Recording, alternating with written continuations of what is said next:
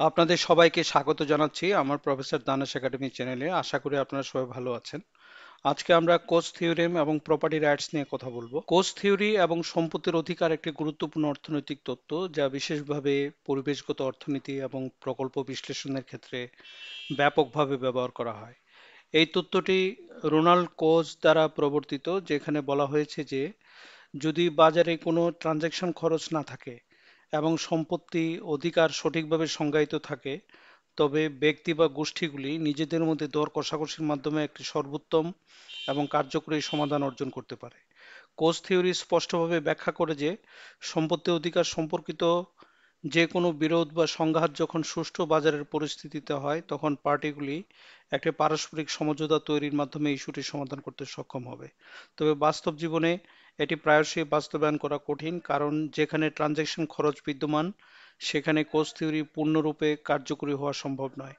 এই থিওরি আমাদের বুঝতে সাহায্য করে যে কেন অনেক সময় অর্থনৈতিক অদক্ষতা দেখা দেয় এবং কেন কিছু পরিস্থিতিতে পরিবেশগত বা আর্থিক বিরোধ সমাধান করা কঠিন হয়ে দাঁড়ায়। কোচ থিওরি একটি আইনি এবং অর্থনৈতিক তত্ত্ব যা রোনাল্ড কোচ দ্বারা প্রণীত এবং এটি সম্পত্তি অধিকার সম্পর্কিত। এই তত্ত্বটি বলছে যে যেখানে সম্পূর্ণ প্রতিযোগিতামূলক বাজার রয়েছে এবং সেখানে কোনো ট্রানজাকশন খরচ নেই, সেখানে ইনপুট এবং আউটপুটের কার্যকরী সেট নিশ্চিত করে একটি সর্বোত্তম সিদ্ধান্ত নেওয়া হবে।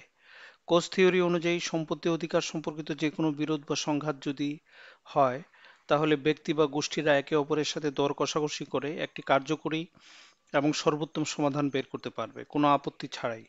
কোচ থিওরি বাস্তবে যে পরিস্থিতি তৈরি হতে পারে তাতে বাজারের শর্তাবলী এবং কোনো প্রতিবন্ধকতা না থাকলে এমন সমাধান সম্ভব। এটি মূলত আমাদের বলে দেয় যে সম্পত্তি অধিকার সম্পর্কিত সমস্যাগুলির সমাধান ব্যক্তিগত দর কষাকষির মাধ্যমে হতে পারে, যা অর্থনৈতিকভাবে কার্যকরী এবং দ্বন্দ্বপূর্ণ নয়। কোচ থিওরি অনুযায়ী সঠিক শর্তে সম্পত্তি অধিকার সম্পর্কিত যে কোনো বিরোধে অংশগ্রহণকারীরা একটা অর্থনৈতিকভাবে সর্বোত্তম সমাধান অর্জন করতে সক্ষম হবে। যদিও সম্পত্তি অধিকার প্রথমে যেভাবে বিতরণ করা হয়েছে তা কোনো ব্যাপার নয়। এই থিওরি প্রতিযোগিতামূলক ব্যবসা বা অন্য অর্থনৈতিক ব্যবহারের মধ্যে সংঘাত সমাধান করার একটি সম্ভাব্য উপায় হিসেবে কাজ করতে পারে। তবে কোচ থিওরি পুরোপুরি প্রয়োগ করতে হলে কার্যকরী প্রতিযোগিতামূলক বাজার এবং সবচেয়ে গুরুত্বপূর্ণ শূন্য ট্রানজাকশন খরচ থাকতে হবে। বাস্তব জীবনে যেখানে অর্থনৈতিক শর্তাবলী আদর্শ অবস্থায় থাকে না, সেখানে কোচ থিওরি বাস্তবিকভাবে অকার্যকরতার কারণ ব্যাখ্যা করতে সাহায্য করে, তবে এটি সবসময় বিরোধ সমাধান করার উপায় নয়। অর্থাৎ কোচ থিওরি বেশি কার্যকরী অকার্যকরতা ব্যাখ্যা করার ক্ষেত্রে, যেহেতু অনেক সময় বাস্তব বাজার পরিস্থিতি আদর্শের তুলনায় আলাদা থাকে। এই পৃষ্ঠায় কোচ থিওরি এর একটি উদাহরণ দেওয়া হয়েছে, যেখানে শব্দ দূষণ সম্পর্কিত একটি পরিস্থিতি ব্যাখ্যা করা হয়েছে। এখানে বলা হয়েছে যে ব্যবসা যদি শব্দ উৎপাদন করতে চায়, তবে তারা প্রতিবেশীদের ক্ষতিপূরণের প্রস্তাব দিতে পারে, যাতে প্রতিবেশীরা তাদের শব্দ বন্ধ করতে রাজি হয়, বা শব্দ বন্ধ না করলে ব্যবসার জন্য অতিরিক্ত খরচ বা হারানো আয়ের ক্ষতিপূরণ দেওয়া হয়। তবে বাস্তবে ব্যবসা বন্ধ করতে সম্মত হলে সেটি সম্ভাব্য নয়, কারণ কোনো অর্থনৈতিক লেনদেন হবে না এবং ব্যবসা তাদের কার্যক্রম চালিয়ে যেতে থাকবে। যদি ব্যবসার উৎপাদন থেকে আসা বাজার মূল্য শব্দের কারণে প্রতিবেশীদের ক্ষতির পরিমাণের চেয়ে বেশি হয়, তবে ব্যবসা যন্ত্র তৈরি করতে চলবে এবং প্রতিবেশীদের ক্ষতিপূরণ দেবে। তবে যদি শ- শব্দ উৎপাদনের মূল্য প্রতিবেশীদের ক্ষতির চেয়ে কম হয়, তাহলে ব্যবসা যন্ত্র তৈরি বন্ধ করবে এবং প্রতিবেশীরা ব্যবসাকে ক্ষতিপূরণ দেবে।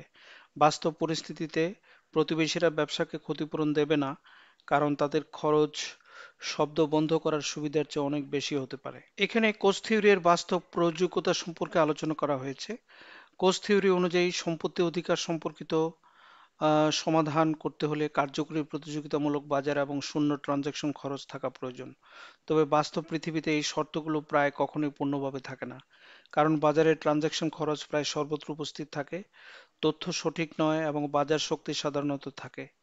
এই কারণে কোচ থিওরি বাস্তব জীবনে সম্পত্তি অধিকার বিতরণ সম্পর্কিত বিরোধের সমাধানে ততটা কার্যকরী নয়। কিছু অর্থনীতিবিদ কোচ থিওরিকে আইন এবং অর্থনীতি সম্পর্কিত প্রশ্নের সমাধান হিসেবে নয়, বরং অকার্যকর পরিস্থিতি ব্যাখ্যা করার একটি উপায় হিসেবে দেখেন।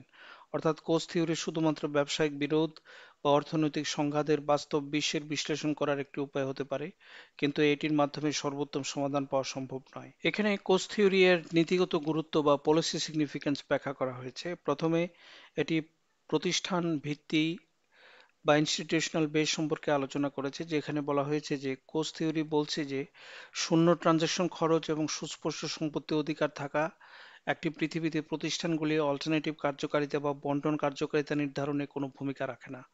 তবে বাস্তবে যেহেতু ট্রানজাকশন খরচ যেমন তথ্য খরচ, দর কষাকষি খরচ, প্রশাসনিক খরচ ইত্যাদি বিদ্যমান, তাই প্রতিষ্ঠানগুলি গুরুত্বপূর্ণ ভূমিকা পালন করে।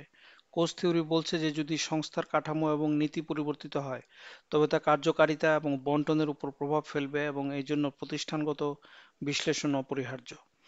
দ্বিতীয়ত, কোচ থিওরি নীতিগত ব্যবস্থার প্রয়োজন, নিড ফর পলিসি মেজার সম্পর্কে আলোচনা করেছে, যেখানে বলা হয়েছে যে সুস্পষ্ট এবং বাজারযোগ্য সম্পত্তি অধিকার অর্থনৈতিক কার্যকারিতা বৃদ্ধি করতে সাহায্য করে। এছাড়া বাজার মেকানিজম এক ধরনের প্যারেটো অপটিমালিটি সৃষ্টি করতে পারে, যা বাহ্যিকতা থাকার পরও ব্যক্তিগত দর কষাকষির মাধ্যমে সে বাহ্যিকতা দূর করতে সক্ষম। এখানে বাহ্যিকতা বলতে এক্সটার্নালিটি বোঝানো হয়েছে।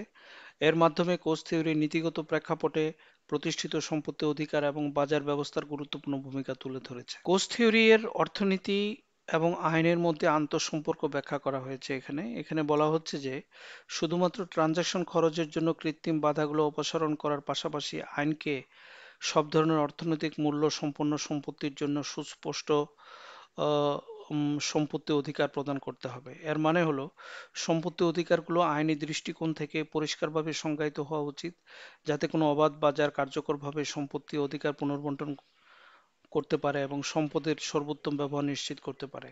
তাছাড়া এই পুনর্বণ্টন কেবলমাত্র আদালতের মাধ্যমে সম্ভব, যা এই ধরনের অধিকার স্থানান্তর সহজতর করবে। কোচ থিওরি অনুযায়ী একটি মুক্ত বাজারের মাধ্যমে সম্পত্তির আইনি মালিকানা সঠিকভাবে পুনর্বণ্টিত হলে এটি কার্যকারিতা এবং বন্টনের ক্ষেত্রে সুবিধা এনে দেবে, যা কেবল আইনি প্রক্রিয়ার মাধ্যমে সম্ভব।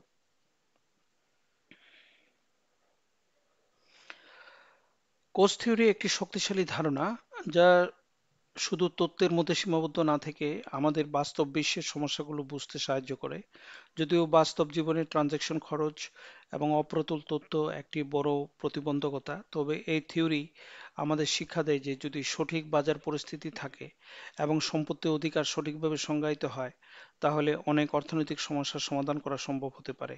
কোচ থিওরি পরিবেশগত বা প্রাকৃতিক সম্পদ ব্যবস্থাপনার ক্ষেত্রে বিশেষত গুরুত্বপূর্ণ, যেখানে একটি নির্দিষ্ট সম্পত্তির ব্যবহার বা ক্ষতি অন্য পক্ষের জন্য ক্ষতিকর হতে পারে। তবে বাস্তব পরিস্থিতিতে এর প্রযোজ্যতা সবসময় কার্যকরী হয় না, কারণ এখানে অনেক সময় বাস্তব জটিলতা এবং বাধা থাকে।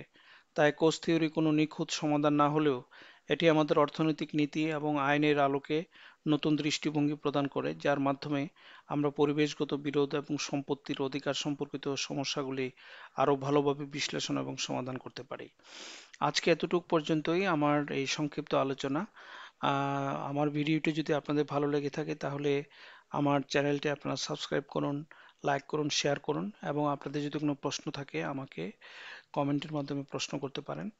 এই বলে আপনারা সবাই ভালো থাকুন এই প্রত্যাশায় আমার ভিডিওটির এখানেই সমাপ্তি ঘোষণা করছি।